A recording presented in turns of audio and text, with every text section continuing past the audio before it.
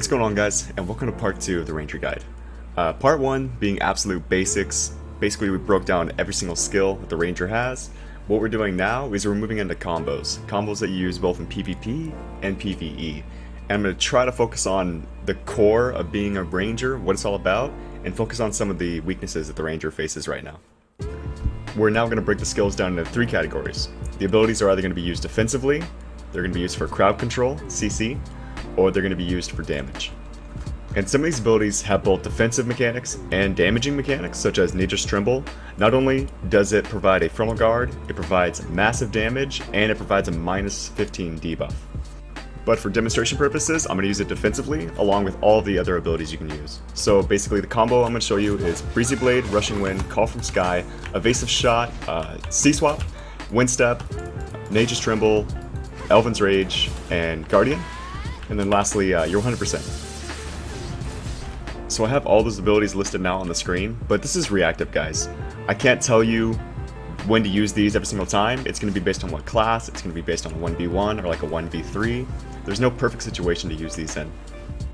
But moving on for now, we're going to go into the CC abilities. It's crucial that you guys know how to use your CCs properly, because the Ranger is all about down attacks. Sorks are about floats, Wizards are about just straight nuking damage, but Rangers are about getting the knockdowns. The Ranger has 8 different CC abilities, but the really important thing here is landing them safely. Your safest ones are going to be Blasting Gust, Evasive Explosive Shot, and Tearing Shot. The other ones are good too, you just have to take a lot more care in using them, and that's what we're about to go into shortly. But we have to cover the last category, which is where our damage really comes from. When most people pick up a Ranger for the first time, or start fighting one, they think it's really simple. They think the 2 most damaging abilities are going to be Shotgun or Nature's Tremble. But it's really just not that simple. Our damage really comes from debuffs. So debuffs here, Wailing Wind, Nature's Tremble, the skill add-ons that you add to regeneration, and then lastly, in your main hand, it's going to be Willed Wind. So that is what Ranger is all about. It's all about landing those initial knockdowns, and then going in with the debuffs, and then coming in with the damage. Now we're going to move into the PvP combos. Alright guys, so moving straight into the combos, we have 2 awesome Rangers in the community. We have Soul and Time Bomb. Soul is just superb at his long range abilities, and then Time Bomb just mechanically and all of his combos and his smoothness are just like unprecedented. We fucking love him. So, if you guys want to introduce yourselves. Hi, I'm Time Bomb. I'm Soul. I have a YouTube channel, but I don't go to anything on it anymore. He has some. I have a channel too.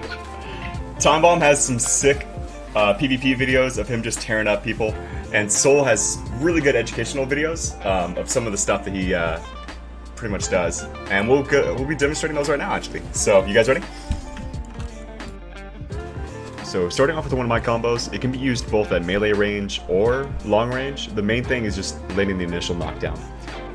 So this combo does a ton of damage, but you do have to hit 3 knockdowns in a row. First one, going to be the Q, and then immediately after the Q, you need to keep him on the ground by hitting regeneration. Then you follow up with 2 debuffs. Immediately after the 2 debuffs, you're going to hit into a grapple that's going to lead into your bow damage.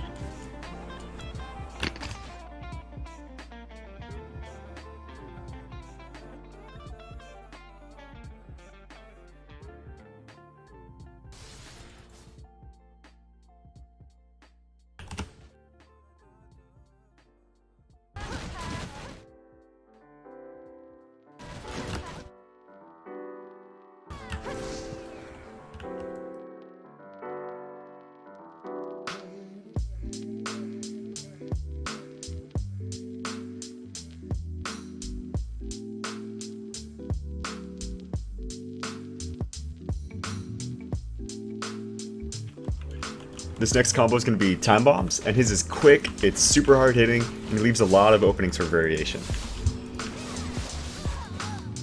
Yeah, it's perfect. So right by the time that a tankier person would get up, you'd be hitting me with the shotgun disengaging. So it's perfect timing. I'm ready.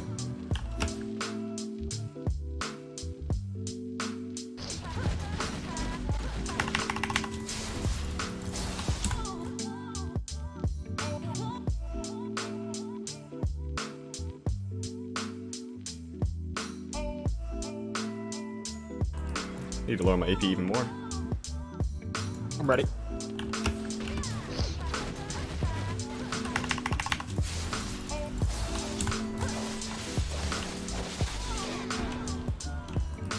What I usually do is, if I want to scout like a group of enemies, I'll use that skill first. And then after I confirm the stun has landed, I'll do a blasting gust into penetrating wind combos on that group. So the stun there. And then the knockdown didn't work there, but Right. after that, I lead with penetrating wind and charging wind combos.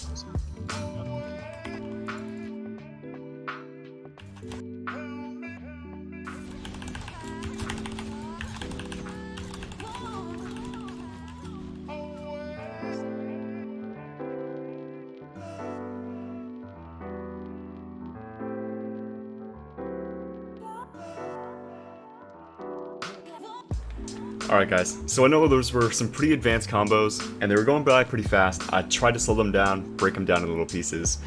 If it's something that you just didn't quite understand, or you're not sure how to do the ability, go back to part 1, review, and if it's something I did not cover, go ahead and hit me up, and I'll make sure to get you guys the information on how to do it. But if you guys were able to replicate these, the biggest thing I need to stress is that you don't have to follow these verbatim. If your regeneration's on cooldown, use another different knockdown. We have so many different floats, knockdowns, down smashes, that you could use a Vine Knot, you could use a Q cancel.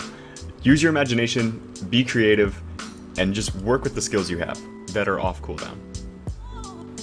Now we're going to move into the last portion of the video, and that's going to be PvE combos, or basically PvE grinding.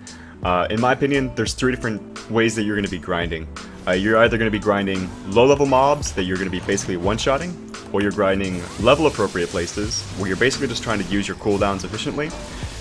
When it comes to high-level grinding, like Gyphins, you want everything to be on cooldown. You want to use your debuffs, your buffs, your damage, your attack slows, everything you can throw at those mobs, you want to throw it.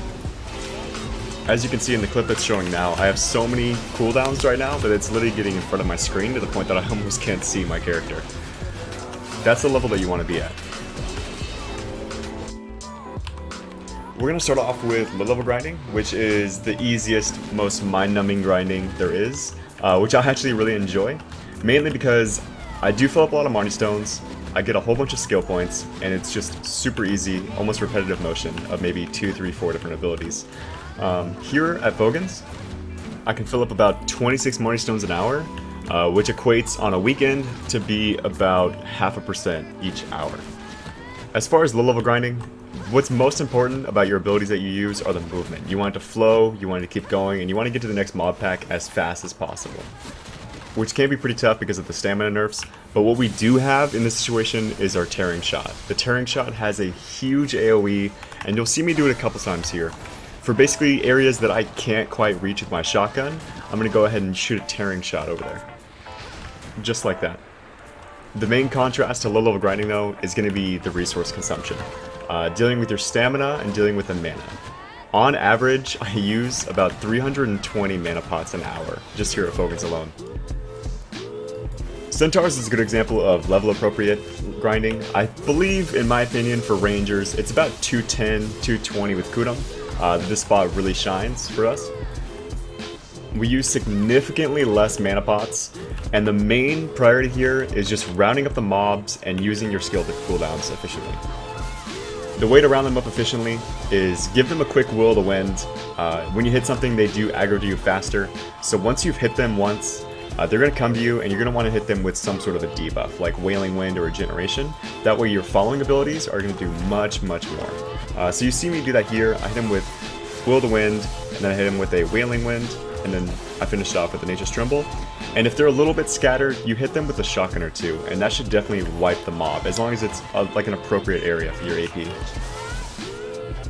Then there's high-level grinding. During high-level grinding, you use next to no mana pots. Maybe if I'm going for like an hour or two at a time, I'll grab 10 mana pots at most, because you really shouldn't be using more than that, as long as you're actually hitting your targets and not missing. The only things that really matter in sessions like this is that you're giving off as many debuffs and as much damage immediately after as you possibly can. I should also add that for both appropriate level areas and high level grinding areas, you're going to want to absorb your Black Spirit Rage rather than using your Awakening 100%, because for low level areas, you're pretty much only limited by your stamina and your mana consumption. So if you're getting that 25% attack speed, you're going to be draining yourself to nothing immediately. But that's pretty much it, guys. PvE in this game is pretty self-explanatory. It's pretty simple once you just know your class and you start getting your rotations down. But that's pretty much going to do it for this video, guys. I hope it was a good caveat to part 1. In part 3, we're going to be breaking down each matchup per class. So basically, like how to go against Sorks, how to go against Ninjas, and how to go against Mystics. Those are some of the classes that troubled me. The last thing I want to say for the video, I am currently moving from Korea to Portugal, so you're not going to see me on Twitch for a little bit, you're not going to see me posting any videos, but I'm going to work my hardest once I get back and start house hunting. So until then, guys, I hope you take it easy, and I hope to see you again on part 3.